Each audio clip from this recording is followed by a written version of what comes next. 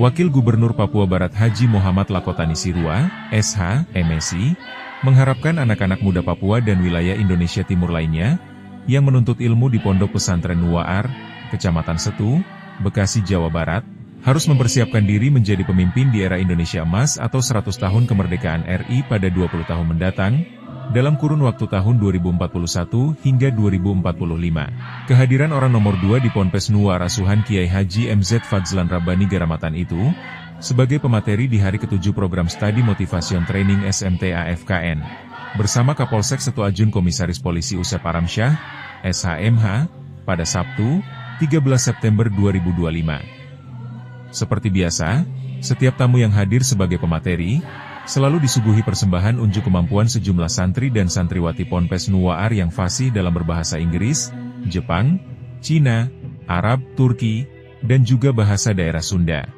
Tapi kami senang karena di sini kami memiliki orang tua yang sangat sayang dan peduli kepada kami. Kepada kami tidak pernah meminta imbalan. Oleh karena itu, kami menyampaikan permohonan kepada Ayahanda Bapak Gubernur agar selalu menampingi ayahanda kami. Bantulah ayahanda kami. Jangan pernah tinggalkan ayahanda kami, terutama dalam keadaan susah, karena kami adalah putra-putri asli Papua yang akan membangun peradaban di tanah Papua. Setelah menyaksikan langsung kemampuan sejumlah santri itu, Haji Muhammad Lakotani yang sudah menjabat 2 periode sebagai Wakil Gubernur Papua Barat, merasa optimis dan yakin bahwa para alumni Ponpes Nuwaar FKN, pada kurun 20 tahun mendatang di momen 100 tahun kemerdekaan Indonesia, sudah dapat berperan di tanah kelahirannya sebagai pemimpin umat maupun pemimpin di instansi pemerintahan daerahnya masing-masing.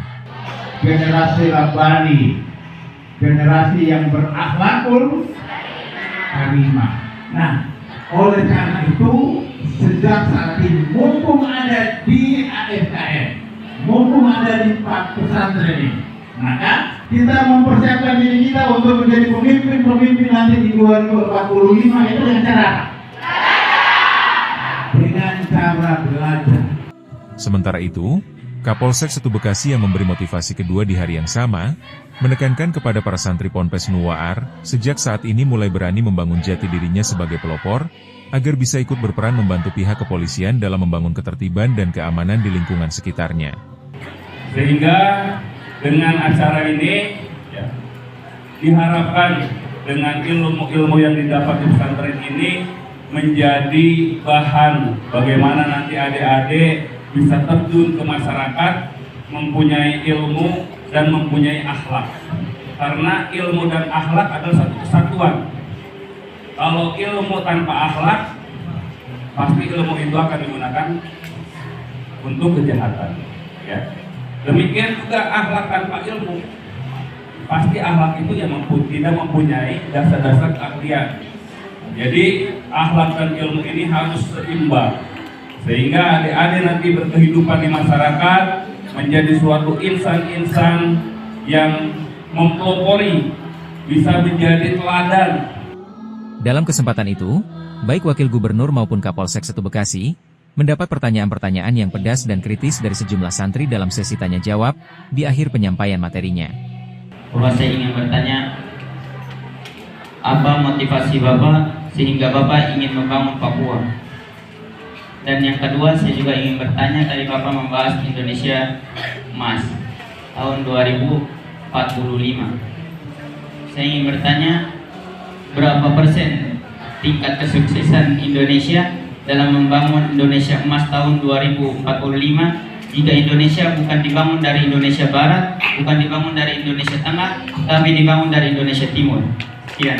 Luar biasa, 2 pertanyaan yang rasanya berat itu. Pertanyaan yang tidak kaleng-kaleng.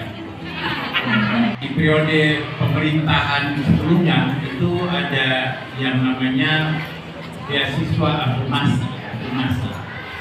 Bahkan untuk masuk di perguruan tinggi negeri, masuk ke berbagai perguruan tinggi negeri itu sekarang ada jalur yang namanya jalur afirmasi.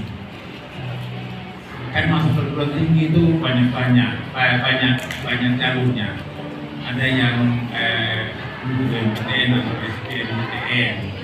terus ada yang lokal, ada macam-macam, tapi juga salah satunya itu lewat jalur afirmasi. Nah, jalur afirmasi itu dulu diawali dengan afirmasi pendidikan tinggi bagi anak-anak Papua yang namanya Adik Papua. Adik Papua itu dulu di awalnya hanya dengan 12 perguruan tinggi negeri. Sekarang sudah berkembang jadi kurang lebih 30-an